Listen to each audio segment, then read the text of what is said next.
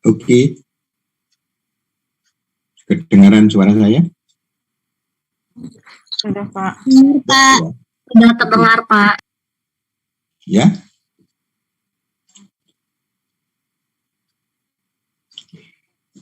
Oke, kita kemarin sudah bertemu ya di kelas.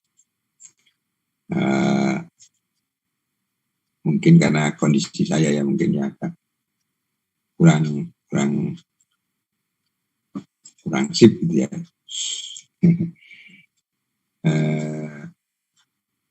Kita melakukan daring dulu, enggak apa-apa gitu ya. Kita mulai aja dengan kita Assalamualaikum warahmatullahi wabarakatuh. Waalaikumsalam warahmatullahi wabarakatuh. Oke, selamat sore. Sudah menunggu 2 jam ya teman-teman. Ada yang tapi kelihatannya sudah 40 orang lebih nih yang datang. Mungkin sekaligus saya absen gitu ya supaya oke. Pada hari ini kita akan mendengarkan presentasi dari teman-teman kita untuk membuka wawasan dari tumbuhan obat ini. Monggo kami persilahkan untuk bersiap-siap.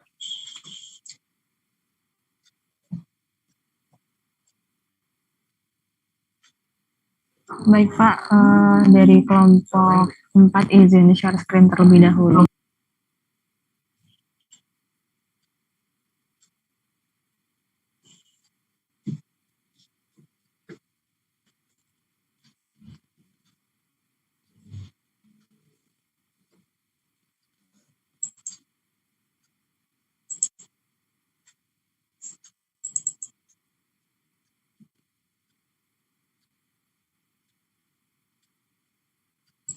Baik, sebelumnya untuk teman-teman dan Pak Jati, apakah slide-nya sudah terlihat? Sudah. Baik, mungkin langsung saja saya mulai.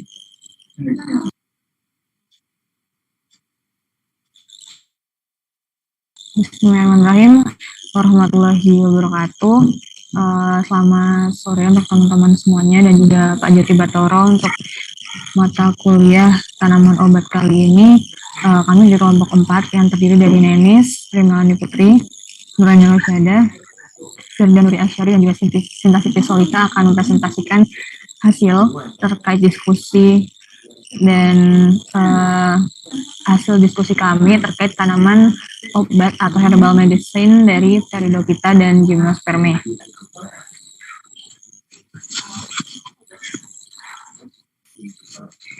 Baik, untuk pembahasan kali ini dibagi menjadi 4. Yang pertama terkait karakteristik dari Pteridophyta dan juga Gymnospermae. Yang kedua, tipe atau jenis-jenis tanaman yang digunakan sebagai traditional medicine. Yang ketiga, konten atau dosage form atau bentuk sediaan yang digunakan sebagai herbal medicine. Dan juga yang terakhir, utilization atau kegunaan dari Pteridophyta dan juga Gymnospermae.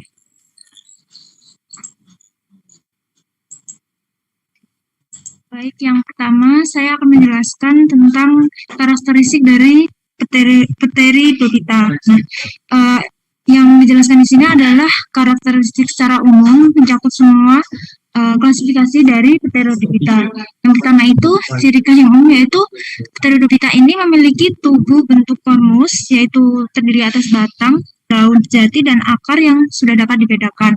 Kemudian daunnya ini kebanyakan menjaris, terlihat pada gambar tersebut. Nah, umumnya itu setiap satu tumbuhan itu memiliki daun steril yang disebut tropofil dan daun fertil yang disebut sporofil.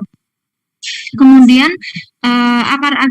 akarnya itu berupa akar adventif yang tumbuh secara horizontal, kemudian menjalar dan bercabang baik pada tipe irreguler ataupun dikotom. Nah, pada fase sporofit ini akarnya itu akan berbentuk akar serabut, sedangkan saat fase gametofit itu disebut dengan rhizoid. Nah, untuk batangnya itu bercabang-cabang atau menggarpu. Kemudian terdapat setiap di cabangnya itu terdapat banyak daun seperti terlihat pada gambar. Nah, daun-daun tersebut itu dapat tumbuh terus hingga waktu yang lama. Kemudian Pteridophyta atau tumbuhan paku ini bereproduksi dengan spora. Seperti terlihat pada gambar yang bawah itu juga ditunjukkan seperti apa penampilan dari jenis daun jenis daun yang steril atau tropofil dan jenis daun yang fertil atau sporofil.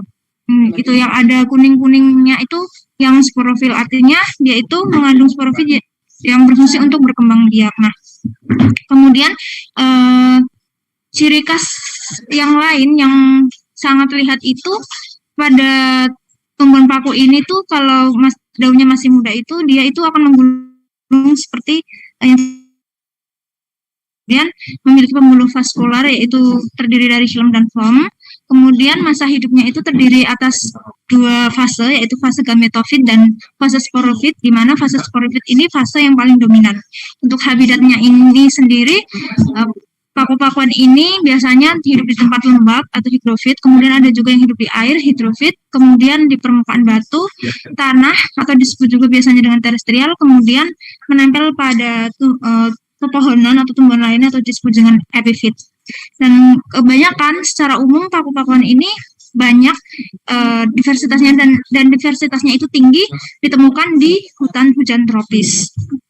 Untuk klasifikasi next.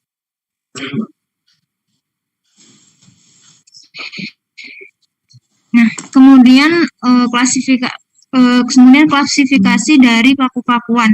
Di sini kami mengklasifikasikan paku-pakuan ini berdasarkan morfologi dari bentuk daunnya, morfologi dari bentuk tumbuhannya. Nah, yang pertama ada dari kelas paku purba atau Psilopoda yang terdiri atas 2 ordo, kemudian ada paku kawat atau paku rambut yang terdiri atas 3 ordo, kemudian ada paku ekor kuda yang ini nama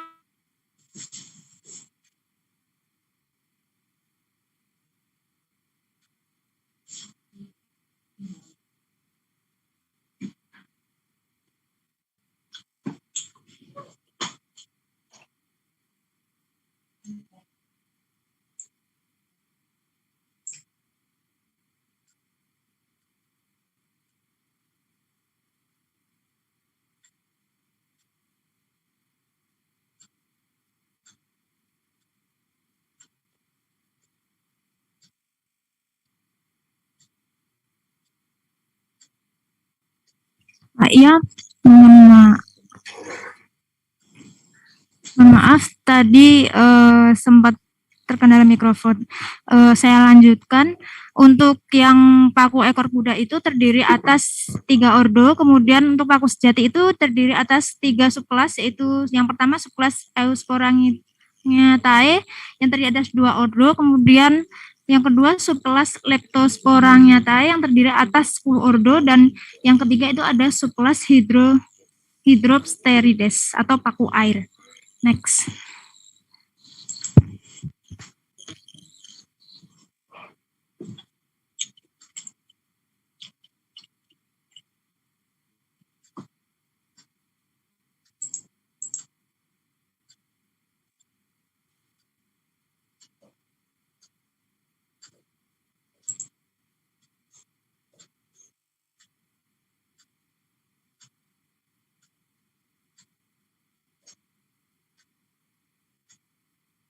Ya, baik, berikutnya merupakan tipe dari paku-paku yang dapat dimanfaatkan sebagai obat. Yang pertama yaitu dari kelas paku sejati. Yang pertama Asplenium nidus L atau dikenal dengan nama paku sarang burung, banyak dijumpai di kawasan hutan rawa, gambut dan kelangas. Kemudian epifit dengan menempel atau menumpang pada batang pohon yang tinggi. Dan dia sendiri memiliki ujung daun roset, bagian bawahnya terdapat kumpulan akar berwarna coklat dan memiliki akar rimpang. Untuk Jenis ini memiliki daun yang bervariasi dan tunggal, daun berwarna hijau dengan pucat di bagian bawahnya, ujung daun runcing, tekstur daun seperti kertas, tapi rata dengan permukaan mengkilap dan licin. Untuk sporaniumnya berbentuk garis coklat yang berada di sepanjang tulang daun yang terletak di bagian bawah daun. Untuk familinya Aspleniaceae, genus Asplenium, spesies Asplenium nidus L, dengan fungsi sebagai penyubur rambut, sebagai obat demam, sakit kulit seperti bisul dan luka, sakit kepala, obat penenang, dan juga sebagai obat antibiotik. Untuk Asplenium itu sendiri memiliki kandungan flavonoid, alkaloid, terpenoid, dan saponin. Untuk contoh yang kedua yaitu Trimoglossum piloseloides, atau disebut dengan paku sisik naga karena bentuk daunnya seperti sisik dan termasuk dalam famili Polypodiaceae. Trimoglossum piloseloides sendiri hidup menempel pada pohon atau epifit. Paku ini memiliki jenis sporofit atau tropofil. Kemudian untuk memiliki akar rimpang tipis dan berdaging dengan permukaan licin. Untuk sporanium terletak di daun fertil serta merupakan tumbuhan epifit kecil. Untuk kegunaannya sendiri sebagai obat sakit kuning, kemudian sembelit, kemudian paratitis, sakit perut, kemudian pembesaran kelenjar getah bening, kencing nanah, batuk rematik, mimisan, keputihan, dan kanker payudara, serta mengobati cacar dan mengobati ruam karena memiliki kandungan alkaloid, fenolik, saponin, steroid, dan antioksidan. Next.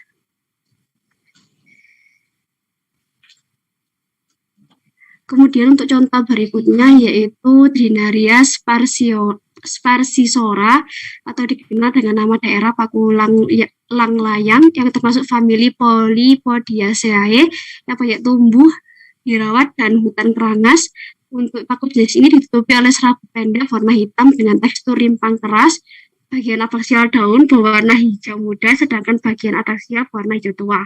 Tepi daun vertunya berbagi. Kemudian untuk daun penyangganya melebar di bagian tengah, pendek dan lebih tipis. Kemudian sporanium tersebar tak beraturan di antara anak tulang daun. Kemudian untuk fungsi dari Drinaria sparsisora sendiri yaitu sebagai antioksidan karena mengandung flavonoid dan fenolik untuk menghambat fungsi protein tironsinkinase sehingga tumbuhan paku ini juga dapat mencegah pertumbuhan sel kanker. Kemudian untuk contoh yang berikutnya yaitu Drinaria quercifolia atau disebut dengan paku kepala tupai yang banyak ditemukan di rawa dan hutan kerangas, hidup di tempat yang teduh dengan pencahayaan matahari sedikit dan lembab. Kemudian paku jenis ini memiliki rimpang yang tertutupi oleh serabut halus warna coklat, menjalar dan besar. Daunnya besar dengan tepi daun bercangah, kemudian bagian adaksial bertekstur seperti kertas, permukaan licin dan berwarna hijau. Paku ini mempunyai daun steril dengan bentuk melebar dan tepi daun yang berlekuk-lekuk. Kemudian sporanium terletak di bagian abaksial. Untuk fungsinya sendiri sebagai antibiotik dan juga obat dari sakit kepala, demam, dan kolera. Untuk kandungannya sendiri terdiri dari alkaloid, fenolik, saponin, steroid, dan antioksidan. Next.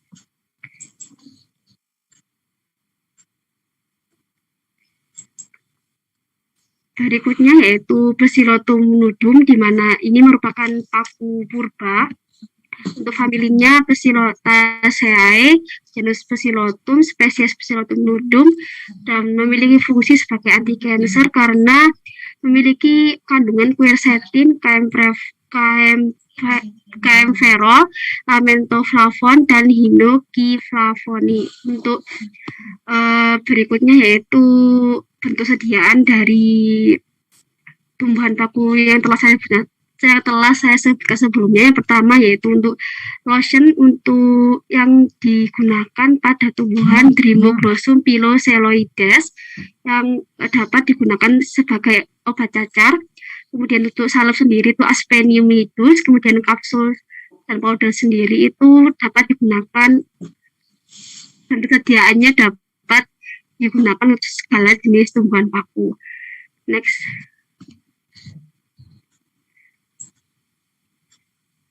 Baik, berikutnya ada Davalia detriculata.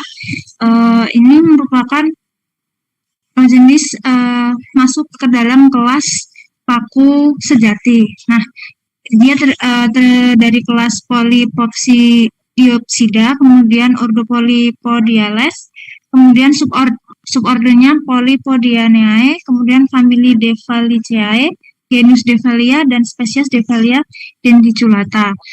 Untuk kandungannya sendiri itu dia memiliki kandungan terpenoids atau steroids, kemudian ada saponin, flavonoids, dan phenolics. Nah, fungsi tanaman ini tuh dapat difungsikan sebagai obat, yaitu anti asam urat, kemudian ada anti osteoporosis dan antioksidan.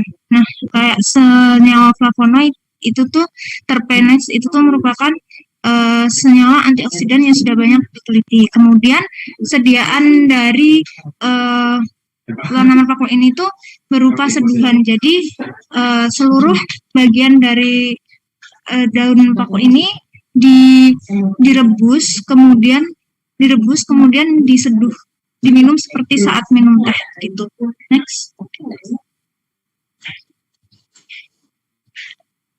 Selanjutnya ada Equisetum debile atau disebut juga dengan paku ekor kuda yang masuk ke dalam kelas Equiseten, order Equisteles, famili Equisteaceae, genus Equisetum, dan spesiesnya Equisetum debile.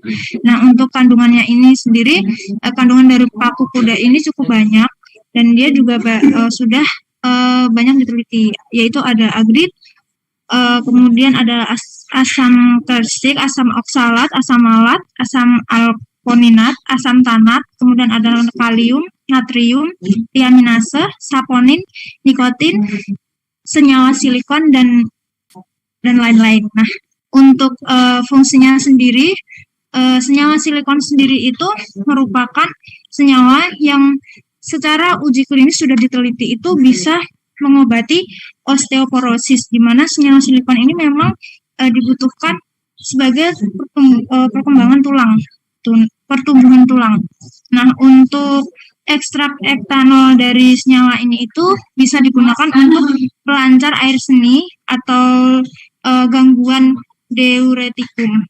Kemudian bisa juga senyawanya itu digunakan untuk mengobati anti radang seperti radang mata, kemudian untuk menghentikan pendarahan dan menurunkan demam. Sama seperti spesies yang sebelumnya, tanaman paku ini juga bisa dikonsumsi sebagai obat dengan sediaan seduhan seperti saat minum teh. Next.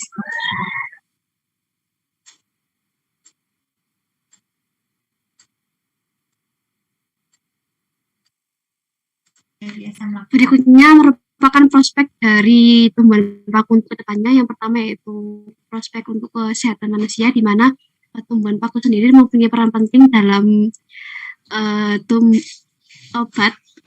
obat herbal tradisional dan juga memiliki peran penting dalam keberlangsungan hidup untuk manusia di wilayah tropis dan subtropis. Kemudian untuk prospek yang kedua yaitu untuk fertilizer, di mana azolla sendiri merupakan salah satu biofertilizer yang baik. Kemudian yang ketiga yaitu prospek pemanfaatan tumbuhan paku untuk bidang industri obat-obatan, karena tumbuhan paku sendiri juga banyak memiliki manfaat khususnya pada bidang obat-obatan sehingga dapat dimanfaatkan sebagai industri obat-obatan. Next.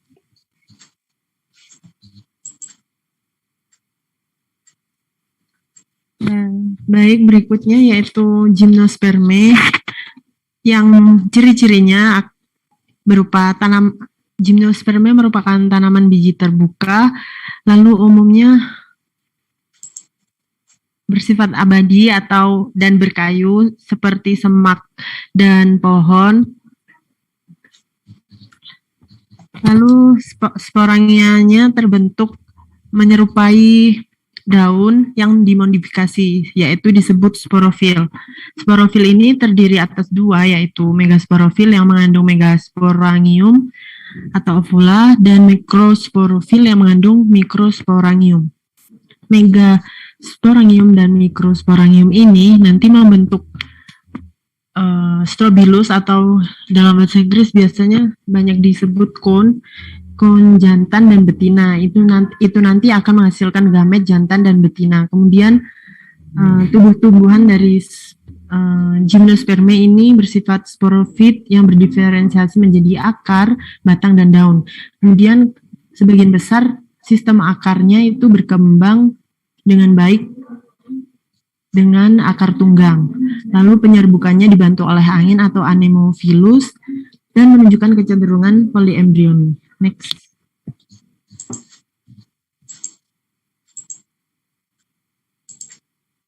Baik, selanjutnya beberapa kelompok atau pembagian dari gymnosperme.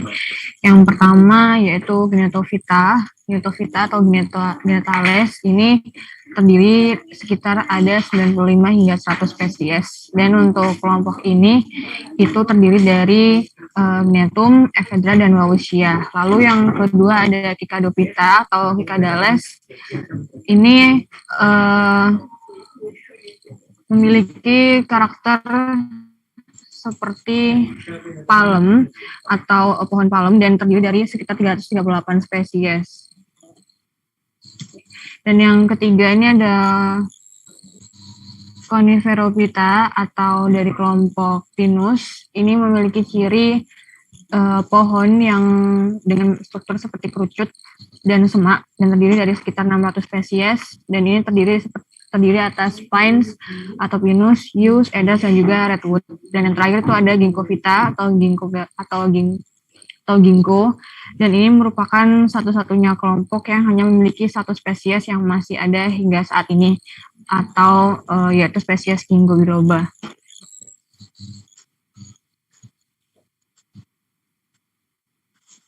Baik, berikutnya yaitu divisi Cycadophyta yang terbagi menjadi beberapa spesies, dan kami akan menyebutkan hanya dua dari berbanyak spesies yang ada dari Cycadophyta ini. Yang pertama yaitu Cycas rumphii atau pakis haji, termasuk dalam famili Cycadaceae dan genus Cycas. Lalu bahan yang biasa digunakan sebagai tanaman obat yaitu riboflavin, yang fungsinya itu dimanfaatkan dalam penyembuhan bisul. Kemudian spesies berikutnya yaitu Cycas revoluta yang termasuk dalam famili yang sama, Cycadaceae dan genus Cycas, dengan, mohon maaf itu bahannya sepertinya masih belum diganti, harusnya flavonoid, karena berfungsi pada bagian daun itu menghasilkan flavonoid yang berfungsi sebagai anti kanker. Kemudian bagian batang dan akar itu untuk tekanan darah tinggi, kemudian sakit kepala dan sakit perut. Next, please. Selanjutnya divisi Gnetophyta yang contohnya yaitu terdapat spesies Gnetum gnemon atau melinjo. Nah, ini termasuk dalam famili Gnetaceae dan genus Gnetum. Kandungan yang sering dimanfaatkan sebagai aktivitas antioksidan dan anti kanker yaitu saponin, flavonoid, dan tannin. Next.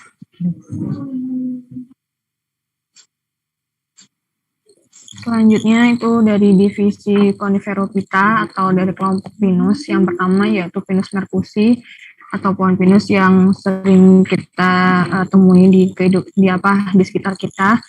Ini termasuk dalam famili Pinaceae, genus Pinus dengan spesies Pinus mercusi. Senyawa aktif atau senyawa terkandung dalam Pinus mercusi ini ada yang utama itu ada proanthocyanidin, lalu ada saponin, flavonoid, polyphenol, triterpenoid, dan juga steroid. Dan fungsi dari beberapa senyawa yang terkandung dalam Pinus mercusi ini dapat digunakan sebagai penangkal radikal bebas, antibakteri, anti kanker, anti alergi, antivirus, antiinflamasi, anti diabetes, anti-aterosklerosis, dan untuk mengatasi aktivitas estrogenik. Untuk pinus sendiri, ini merupakan tanaman dengan bentuk atau batang atau pohon silinder yang cukup tinggi dengan tinggi maksimal tuh hingga dapat mencapai sekitar 40 meter, dan biasanya memiliki struktur kulit yang tebal dan juga tidak mudah melupas dengan struktur yang kasar. Selanjutnya itu ada Pinus halepensis. Ini merupakan salah satu spesies pinus dari luar Indonesia, dan ini merupakan pinus dengan ukuran yang sedikit lebih kecil dari pinus yang lainnya. Ini dapat tumbuh hingga 25 meter dan memiliki batang pohon yang sedikit berwarna oranye kemerahan. Ini Pinus halepensis dengan beberapa senyawa aktif seperti terpenoid, lalu ada phenolic acid, flavonoid, steroid, asam lemak, dan juga keton. Untuk fungsinya sendiri, untuk Pinus halepensis ini sering digunakan untuk mengatasi beberapa masalah dalam pernafasan seperti bronkitis, pneumonia, respiratory infection, dan juga infertility.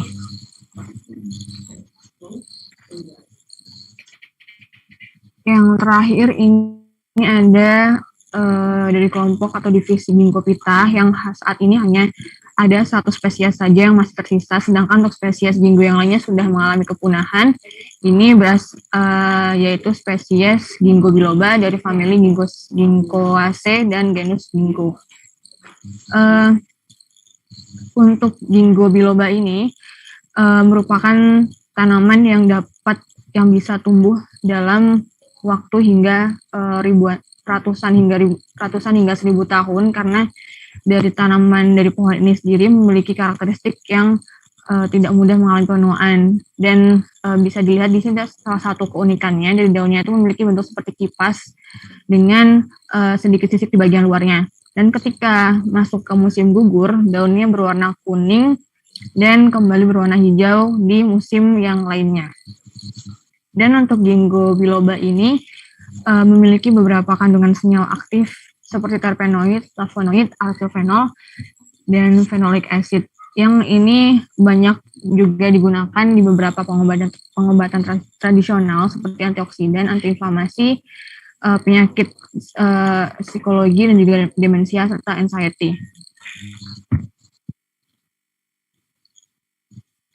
Lalu untuk bentuk sediaan yang di beberapa dari beberapa jenis gimnospermae ini tadi karena dari Pinus halepensia merupakan sebagian besar dimanfaatkan untuk mengatasi masalah pernafasan. Ini ada juga produk atau bentuk sediaan berupa essential oil sebagai inhalasi. Lalu juga ada ointment atau salep atau minyak, dan juga ada bubuk dan juga kapsul.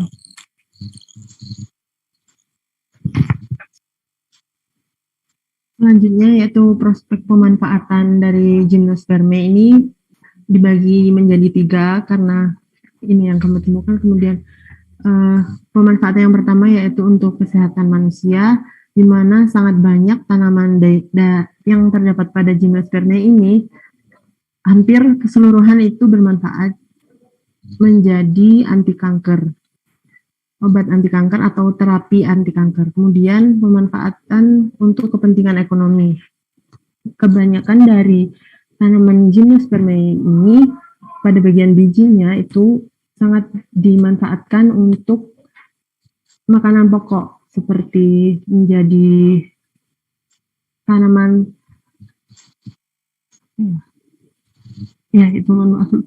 kemudian dimanfaatkan juga sebagai kertas, kemudian berbagai furnitur dan produksi kayu. Lalu manfaat yang terakhir yaitu untuk lingkungan itu sendiri, yaitu sebagai penyedia makanan dan tempat untuk tinggal dari hewan, beberapa hewan dan serangga.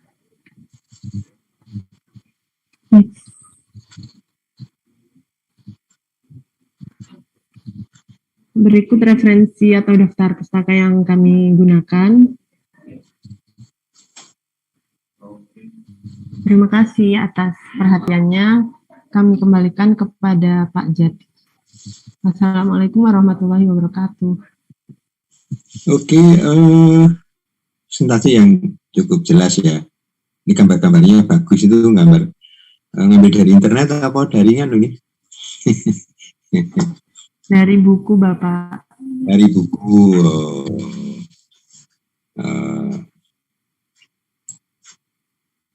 Oke. Memang tumbuhan obat itu tidak terbatas pada kelompok-kelompok ya.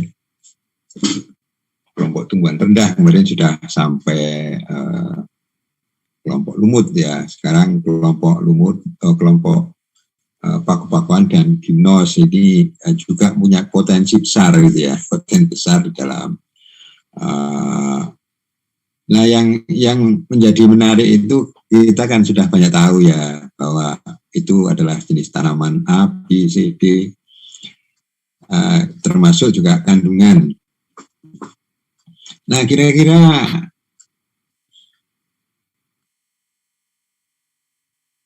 apa yang akan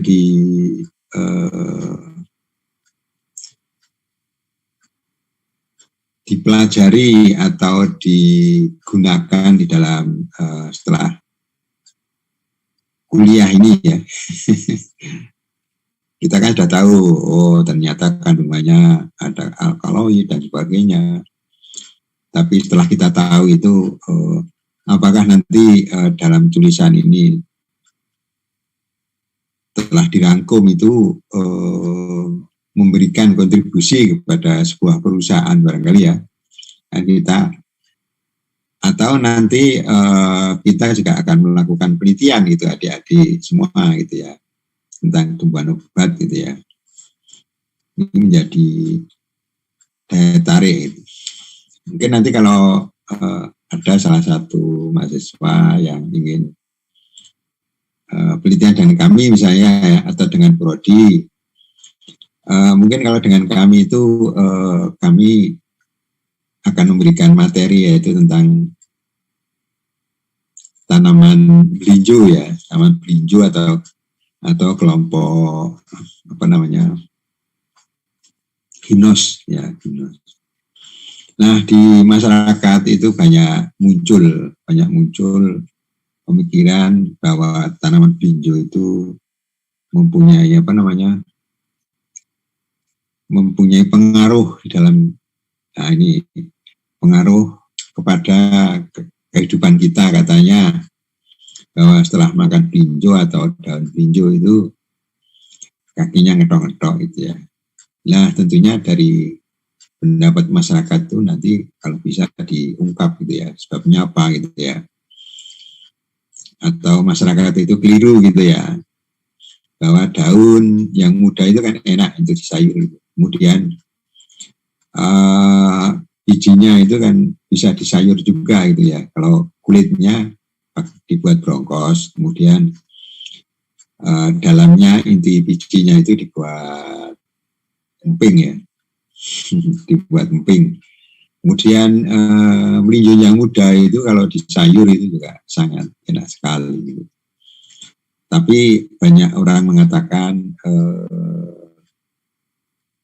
makan emping itu dapat menyebabkan sesuatu gitu ya, sesuatu. Lah ini kan perlu diungkap gitu. Walaupun tadi sudah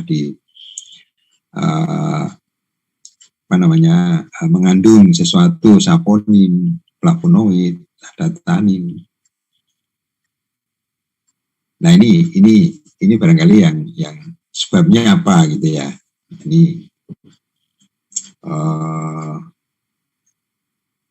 mungkin pendekatannya bisa juga secara anatomi atau mungkin secara fisiologi ya.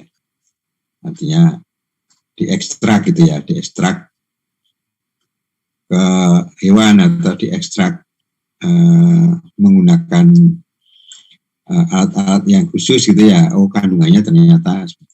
Tapi dari data yang pernah saya teliti juga gitu ya. Saya kan pernah teliti belinjo juga gitu ya. Bahwa di dalam daun maupun biji itu mengandung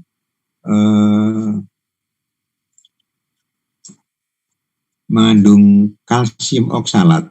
Nah ini kalsium oksalat dalam bentuk bintang, dalam bentuk seperti bom gitu ya. Tadi bintang-bintang gitu, itu banyak. Nah, apakah itu yang penyebabnya atau bukan, ini menjadi daya tarik gitu ya. Mungkin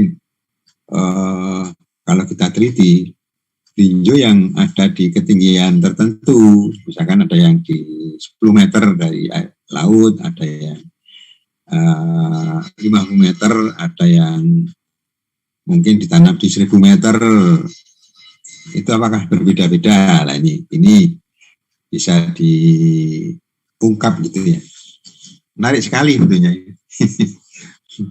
dari tinju ini. Nah, ini yang menjadi barangkali kalau ada adik tertarik, ini memang mempunyai punya kalsium oksalatnya dalam bentuk bintang.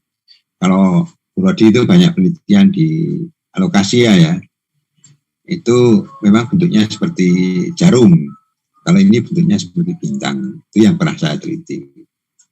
Oke, monggo kami serahkan ke koordinatornya untuk barangkali ada teman-temannya yang ingin bertanya. Tanya kepada teman-temannya.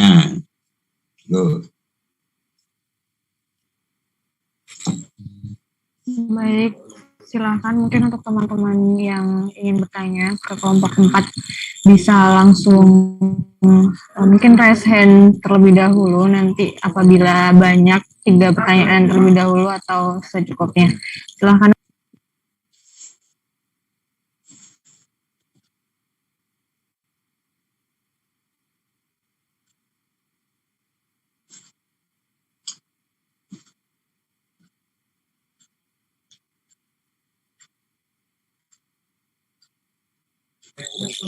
Ya,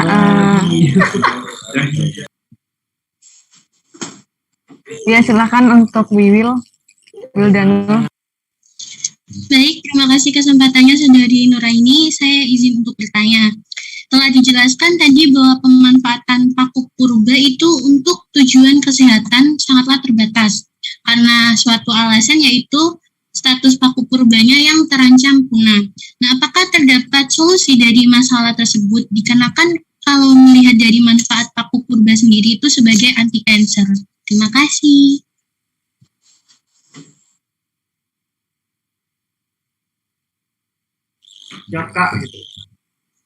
Apa suara saya terdengar? Iya, terdengar. Terdengar Wiwil. Sebelumnya terima kasih. Mungkin dari teman-teman yang lain apa ada yang mau bertanya lagi? Baik, selanjutnya dari Bistis, silahkan.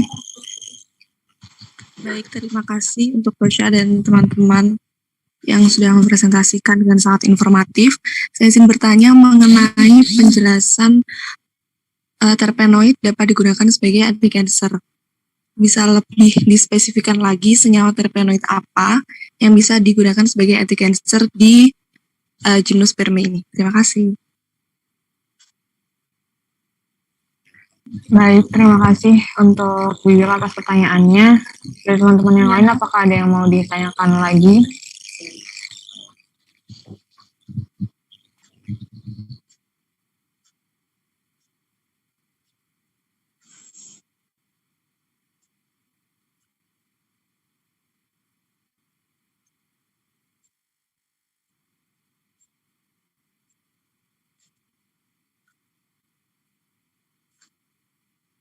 Baik, mungkin sambil menunggu pertanyaan dari teman-teman yang lainnya, saya Nurani Rosyada izin menjawab terkait pertanyaan dari Bistis tadi terkait adanya senyawa terpenoid yang ada di gimnosperme ya, khususnya di Ginkgopita dan juga Coniferopita. Untuk beberapa senyawa aktif, salah satunya terpenoid yang ada di kelompok gimnosperme ini, itu contohnya seperti limonin, alpha-velandrin, beta-cardiophylline oxide, gamma-terpinen, longivolen, delta germakrin, verbenol, dan juga beta osimen. Dan ini memang banyak sekali senyawa yang terkandung dalam conifer dan juga ginkgo-pita. Dan sebagian besar dari senyawa terpenoid ini menurut yang sudah saya baca ini sangat-sangat berpotensi untuk dijadikan sebagai senyawa anti kanker. Mungkin dari saya itu, dari bisnis apakah ada feedback? Sejauh ini sudah cukup menjawab. Terima kasih Nuraini.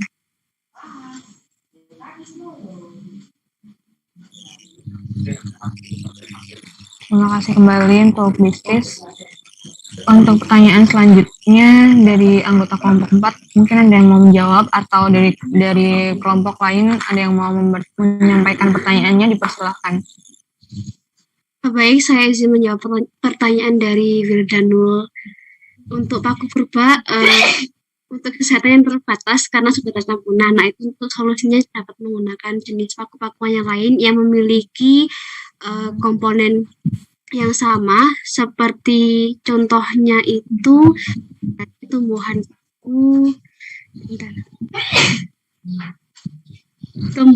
paku Dreamoglossum tyloceloides, dan juga hanya untuk sementara ini hanya itu aja. Jadi untuk jawabannya sendiri dapat menggunakan jenis paku lain, karena paku purba sendiri juga saat ini untuk penggunaan sebagai obat pun terbatas dan sudah jarang digunakan. Apakah menjawab?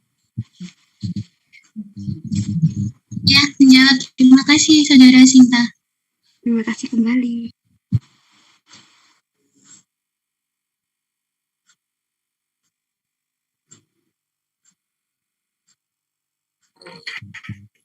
Baik, terima kasih.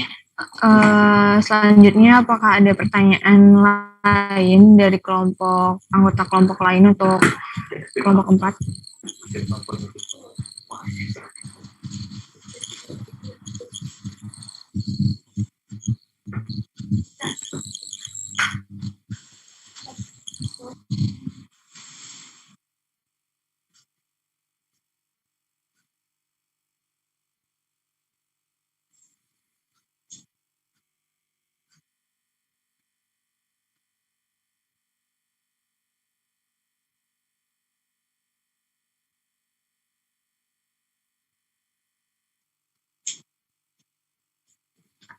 Dari teman-teman, apakah masih ada yang mau ditanyakan atau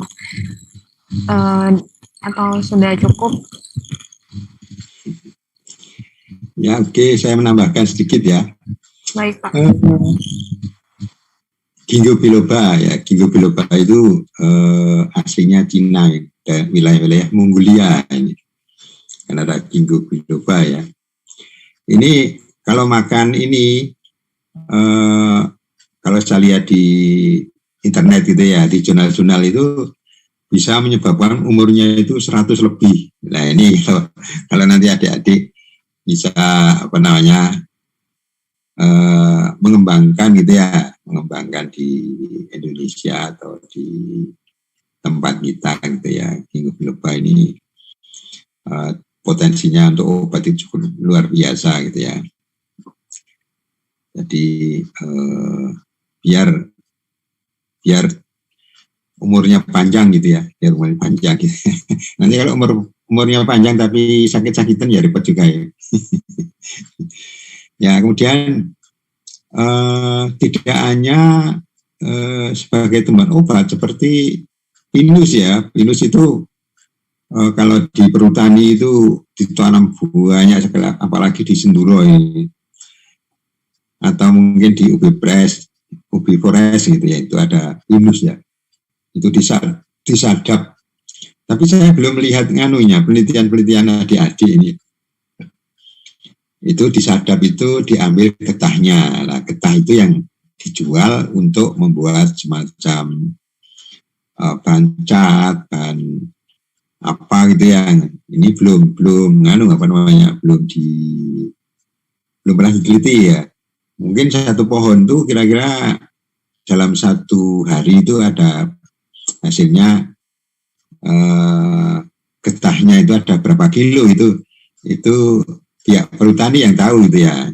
Ini menjadi menarik ini. Menurut mereka itu ada yang kalau cabangnya banyak itu getahnya banyak gitu ya. Barangkali ini berkaitan dengan jumlah cabang di sebuah pohon gitu ya. Kemudian kalau kita lihat damar ya, damar itu di wilayah Senduro itu waduh sangat luar biasa. Di samping untuk membuat kayu juga disadap gitu ya. Ini sampai sekarang belum ada mahasiswa yang penelitian di sini, artinya menggunakan bahan pinus atau menggunakan bahan damar gitu ya. Ini barangkali kalau sampingan dari obat ini ternyata bisa digunakan sebagai bahan industri gitu ya kan. Kan sekarang kalau penelitian itu harus dikaitkan dengan industri gitu ya, karena kalau hanya teoritis itu kurang berbobot, tapi kalau mungkin untuk bahan industri itu kan mempunyai daya guna di masyarakat gitu. Kemudian tadi ada psilotum ya, psilotum itu memang hampir punah ini.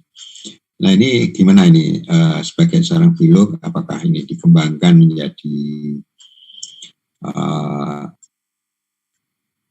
dikembangkan lagi ditanam, atau mungkin ini di Gunung Tengger itu ya kelihatannya, atau mungkin saya pernah lihat itu di Alas Purwo itu masih ada minggu ini apa namanya psilotum ya, psilotum itu.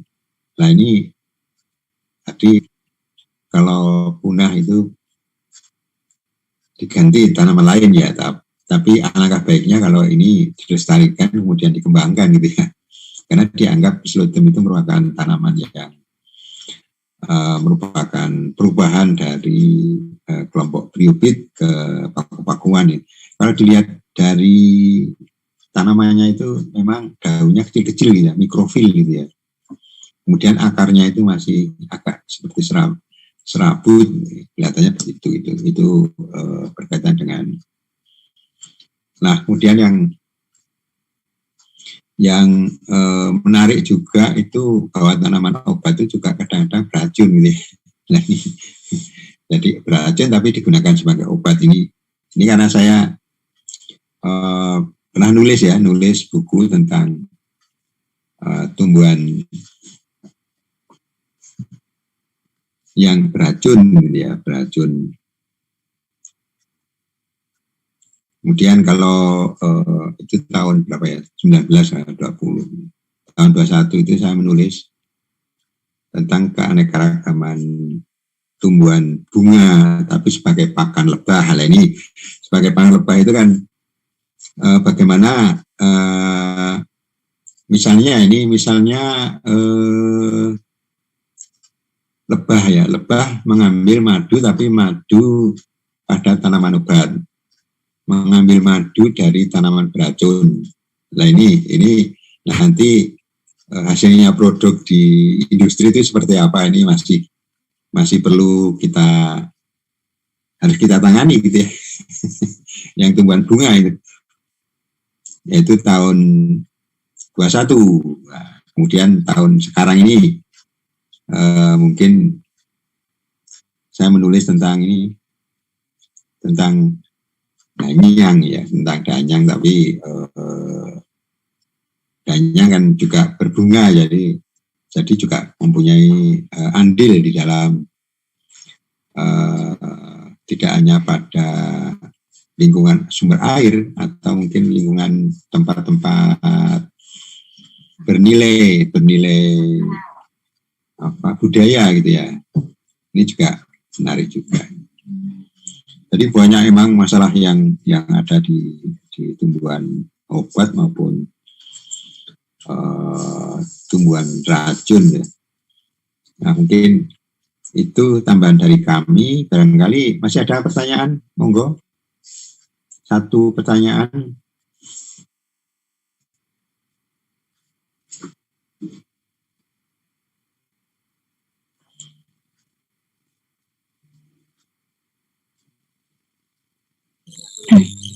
Ya, silakan untuk Afif.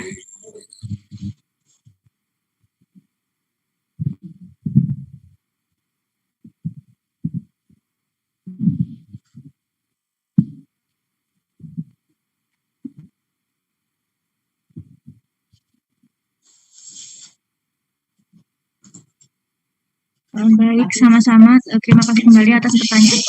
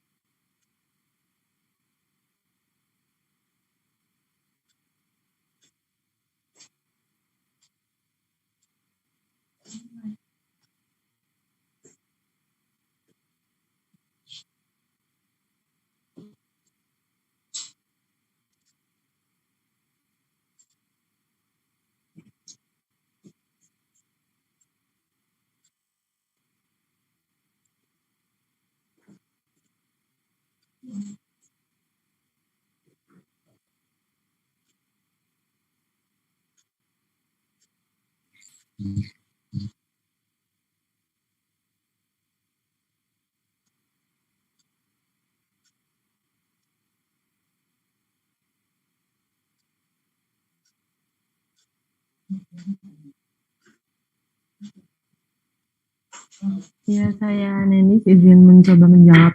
Jadi yang saat ini masih kami temukan itu azolla. Azolla itu tadi kan sebagai biofertilizer. Nah, itu saat ini kami masih menemukannya itu hanya untuk padi, sebagai padi. Kurang lebih begitu. Mungkin yang lain mau menambahkan?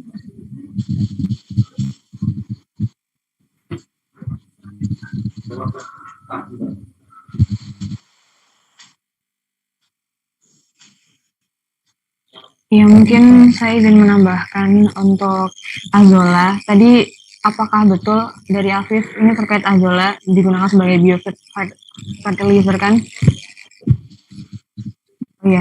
Oh ya, berarti tadi dari Nenis betul, saya ingin menambahkan sedikit.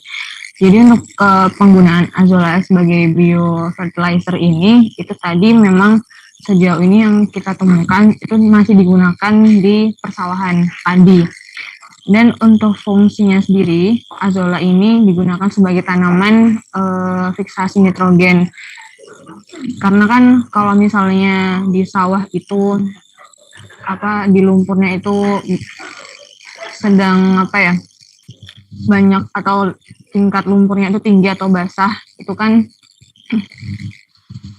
itu bisa, kalau misalnya diberi azolla itu bisa membantu mempercepat pengikatan nitrogen sehingga proses pengikatan nitrogen ini daripada proses yang sebelumnya itu bisa lebih cepat dari biasanya. Ya, mungkin dari kami itu saja. Dari Afif, apakah cukup?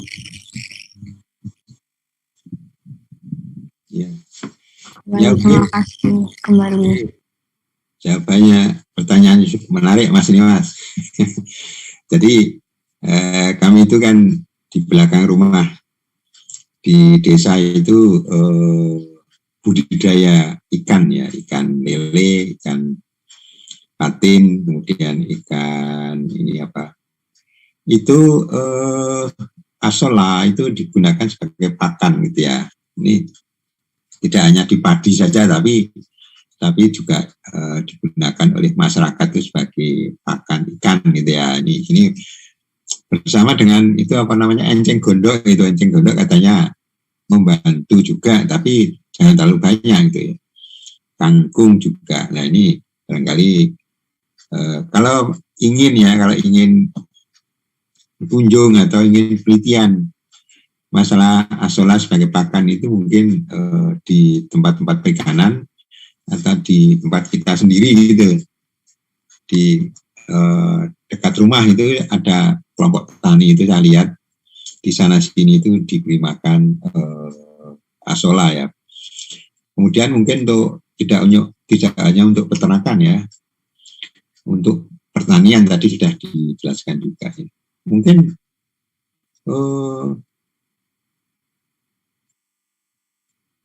di literatur barangkali mungkin kalau kita buka-buka itu ya manfaatnya cukup banyak tentang asola ini. Oke, saya kira mungkin pertanyaan lagi.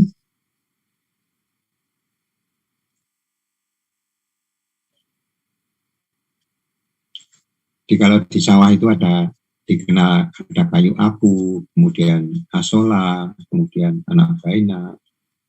Nah ini ada banyak di persawahan.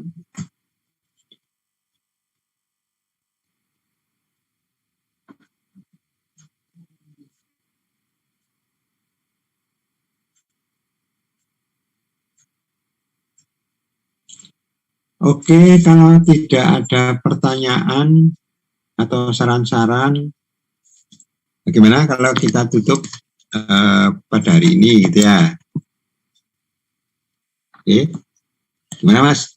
Ada pemikiran-pemikiran ya? Ini kan setelah kita diskusi itu kan banyak pemikiran-pemikiran. Oh ternyata asola itu bisa dimanfaatkan bermacam-macam, pertanian, peternakan, perikanan dan sebagainya.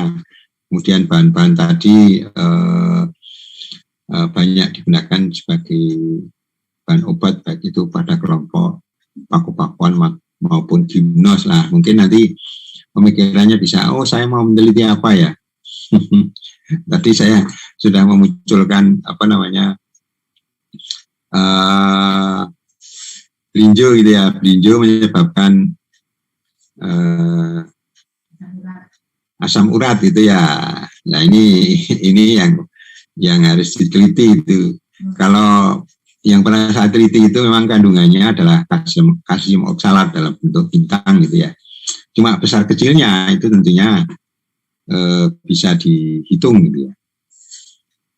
Oke, saya kira waktunya sudah jam 5 ya. Oh jam 4 ya. Jam 4 itu ya. Jam 4. Kita tutup dengan Assalamualaikum warahmatullahi wabarakatuh. Selamat sore dan salam sejahtera. Nanti kita ketemu minggu depan ya. Oke. Waalaikumsalam warahmatullahi wabarakatuh. Terima kasih Pak. Warahmatullahi wabarakatuh. Terima kasih banyak.